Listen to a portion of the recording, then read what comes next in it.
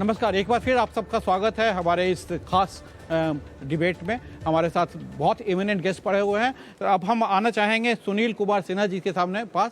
Sir, आपसे ये जानना चाहेंगे कि जब G20 की उत्पत्ति हुई थी तो फाइनेंशियल और मॉनेटरी इश्यूज के लिए हुई थी, और तो अगर हम इस लिहाज से बात करें तो आप भारत के इस प्रेसिडेंसी में हुए जो कल न्यू दिल्ली डिक्लेरेशन शामिल हुआ है उसको किस लिहाज से देखते हैं? ये कितना सक्सेसफुल रहा है? क्या हम अपने जैसे अगर बात करें डिजिटल पब्लिक इंफ्रास्ट्रक्चर की, उसको क्या हम बेच पाए हैं बाकी देशों को, या फिर अगर हम बात करें बाकी इकोनॉमिक इश्यूज को, तो उसको लेकर कितना सक्सेस रहा है अगर हम इस डिक्लेरेशन को देखें तो?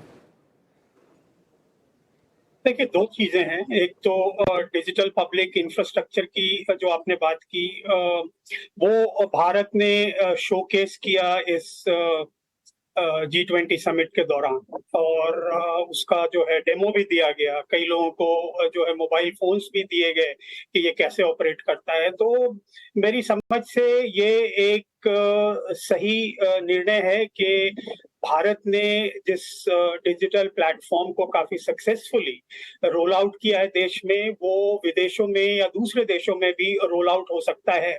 और इसमें जो है सहमति बनाना और दूसरे देशों को इसके लिए तैयार करना, और साथ ही साथ जो है इसमें भारत की प्राथमिकता को इस तरीके से सीमित करना कि ये जो सारा डिजिटल इंफ्रास्ट्रक्चर रोल आउट होगा तो उसमें भारत जो है एक किस्म का प्रमुख देश होगा जो कि एक सक्रिय भूमिका अदा करता रहेगा। तो ये अपने आप में एक महत्वपूर्ण उपलब्धि मानी जा सकती है। जो दूसरी चीज जो इसमें भारत ने की वो है कि जो मल्टीलेटरल डेवलपमेंट बैंक्स हैं, उनकी जो भूमिका है वो पिछले काफी सालों में बदली जरूर है, लेकिन वो बदलने के बावजूद भी अभी इस स्तर पर नहीं पहुंची है कि जिन देशों को उनकी सबसे ज्यादा आवश्यकता होती है उनको उससे सही समय पे सही चीजों के लिए लोन मिल सके।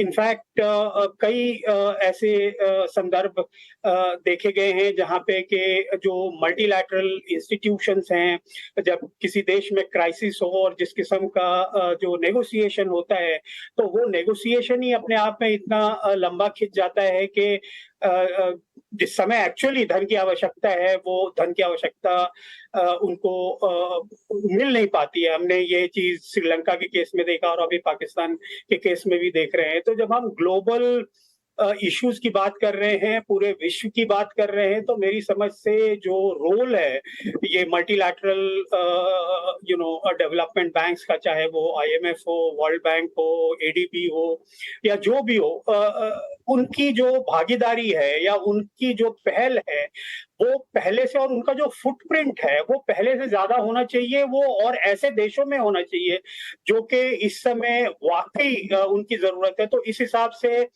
अफ्रीका का इस G20 में जुड़ना, और आने वाले समय में अगर उम्मीद की जा सकती है कि जिस हिसाब से उनको फाइनेंसेस की जरूरत है, चाहे वो नॉर्मल डेवलपमेंटल कोर्स में हो या अपनी इकोनॉमी को जो है क्लाइमेट चेंज से सुरक्षित करने या जो है ग्रीन इकोनॉमी की तरफ ले जाने की हो, उन सब में जो है अहम भूमिका। तो यहाँ पे भी जो भारत ने पहल की, और इन्होंने जो एक कमेटी बनाई थी, NK सिंह और जो फॉर्मर ट्रेजरी सेक्रेटरी हैं लैरी समर्स, उनकी अध्यक्षता में, तो उसकी जो रूपरेखा है उसके तहत जो है ये देखा जा रहा है कि तकरीबन $200 बिलियन जो है वो कैपिटल एडिक्वेसी नॉर्म के तहत जो है ज्यादा मुहैया होंगे।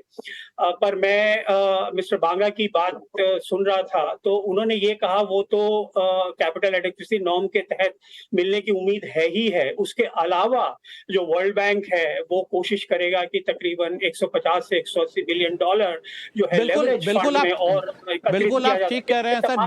न्यू दिल्ली डिक्लेरेशन में ये एक बहुत बड़ी डेट मैनेजमेंट को लेकर बिल्कुल आपने ठीक कहा सर कि न्यू दिल्ली डिक्लेरेशन में डेट मैनेजमेंट को लेकर एक बहुत बड़ा डिसीजन हुआ है और खासकर ऐसे कंट्री जो कि कर्ज के तले दबे हुए हैं उनको कैसे उभारा जाए, पूरी दुनिया में उनको उनकी मतलब फाइनेंशियल हालत को ठीक करने के लिए क्या किया जाए, ये एक बहुत बड़ा कदम है। और ये जो $200 बिलियन की एड आएगी इससे काफ़ी मदद मिलेगी। हमारे साथ अतुल जोशी भी हैं।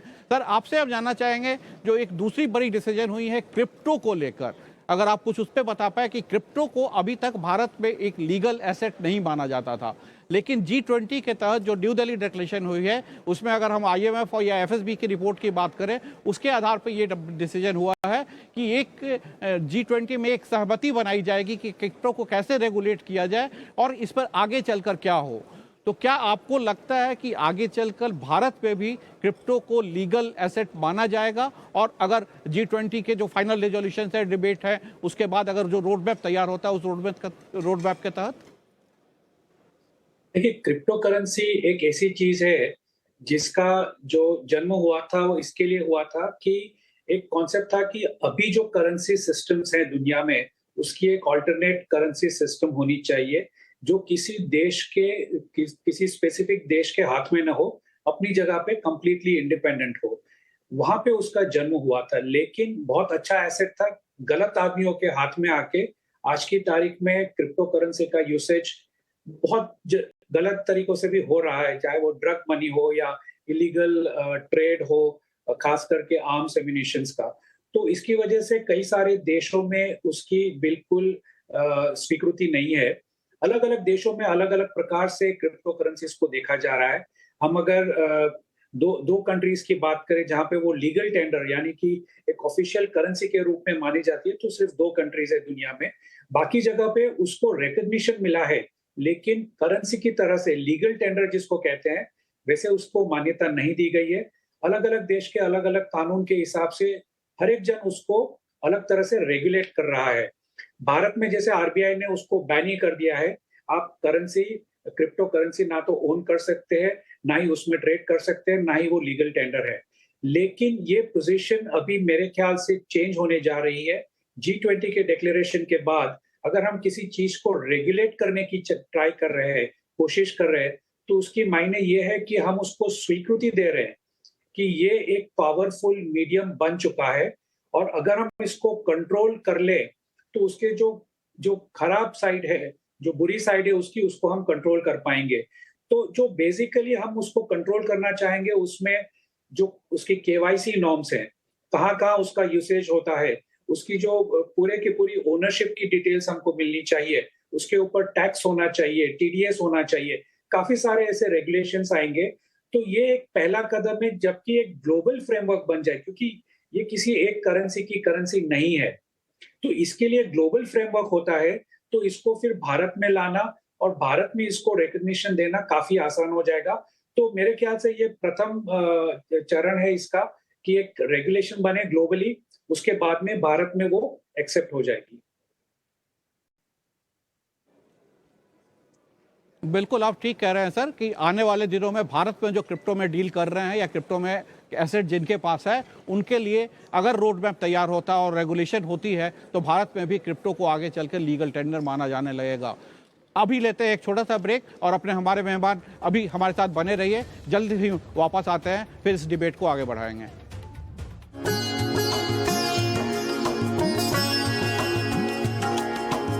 नमस्कार।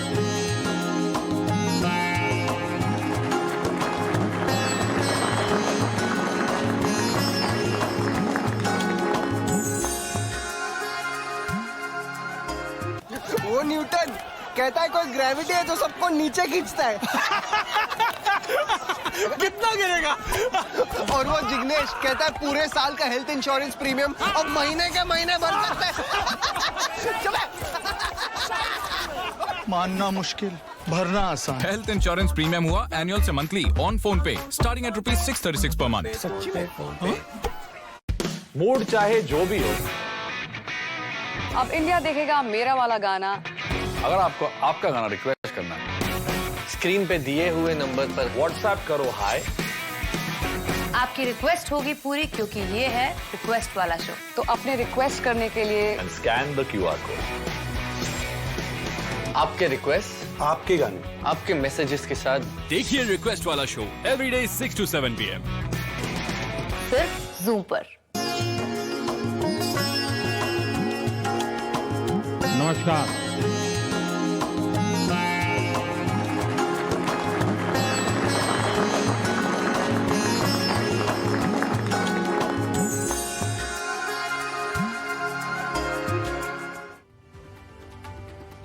G20 पे महाकवरेज जारी है और हमारे साथ एक काफी बड़ा पैनल है जिसमें हम चर्चा कर रहे हैं कि G20 में जो फैसले लिए गए उसके निहितार्थ क्या हैं इकोनॉमिक फ्रंट पे और स्ट्रेटेजिक पॉइंट ऑफ व्यू से।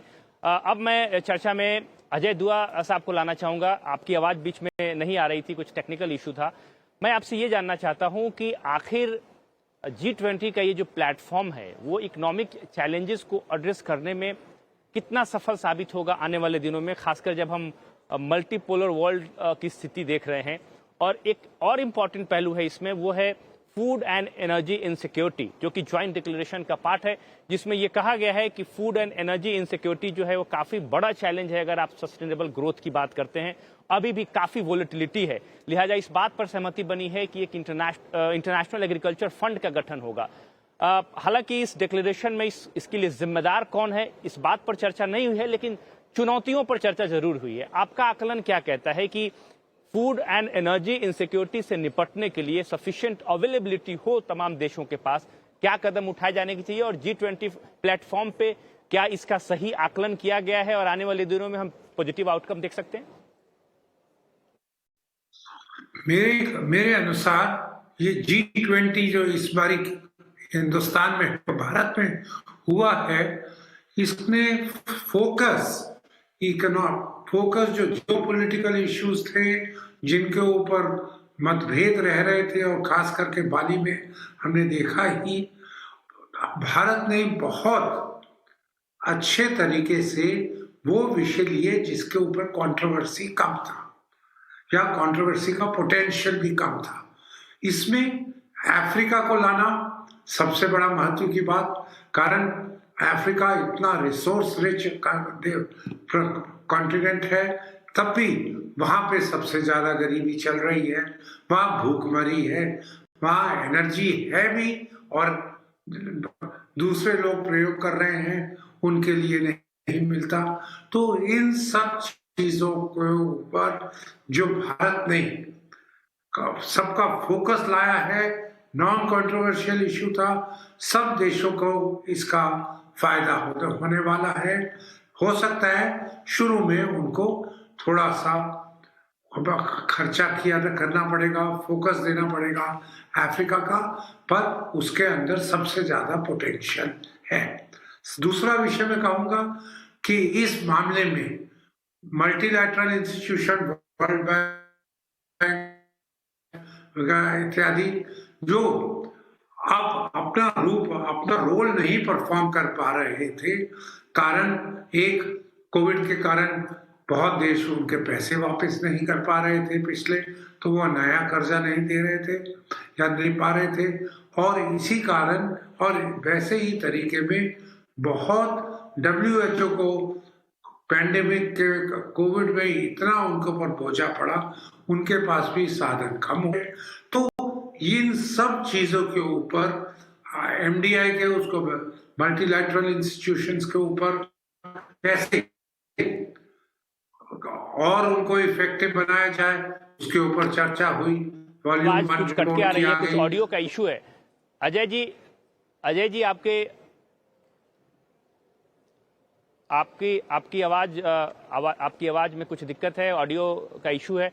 मैं सचिन चतुर्वेदी जी से बात करना चाहता हूं। मैं आपसे ये पूछना चाह रहा हूं कि सबसे बड़ी बात ये है कि G20 प्लेटफॉर्म से इतर अगर हम बात करें, जो बायलैटरल टॉक्स हुए हैं उसमें प्रधानमंत्री की जो चर्चा हुई है वो ब्रिटेन के पीएम से भी हुई है, यूके के पीएम से भी हुई है, और उसमें FTA के मसले पर बात हुई है।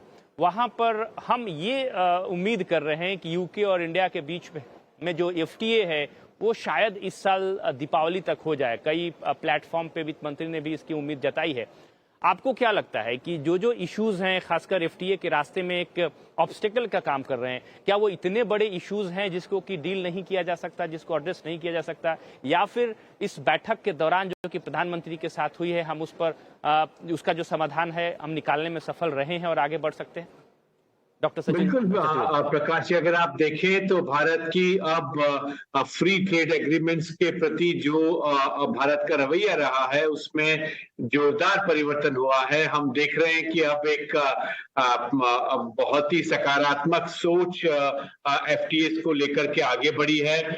यूके उसमें जरूर शामिल है। पिछले कई वर्षों से यूके के साथ हम एक समझौता करने की तरफ आगे बढ़ रहे हैं। मैं समझता हूं कि इस वर्ष ये सफलता हमें जरूर मिलनी चाहिए। कई महत्वपूर्ण मुद्दे ऐसे हैं जिन पे भारत का नीतिगत परिवर्तन ऑलरेडी किया जा चुका है, इसलिए अब मुझे लगता नहीं है कि हमारे और यूके के बीच में कुछ ऐसी मेजर अड़चने हैं। थोड़ी बहुत जो हैं उनको भी जो हमारा कॉमर्स एंड इंडस्ट्री मिनिस्ट्री है उसके नेतृत्व में लगातार इस बात के प्रयास किए जा रहे हैं कि उन दिक्कतों को भी हम ऊपर उनसे निकलें और एफटीएस को आगे बढ़ाएं। अगर आप देखें आईपीईएफ में, इंडो पैसिफिक इकोनॉमिक फ्रेमवर्क में जो हमारी भागीदारी है उसमें हमने कई चीजें ऑलरेडी अचीव करी हैं, हम उसमें आगे बढ़े हैं।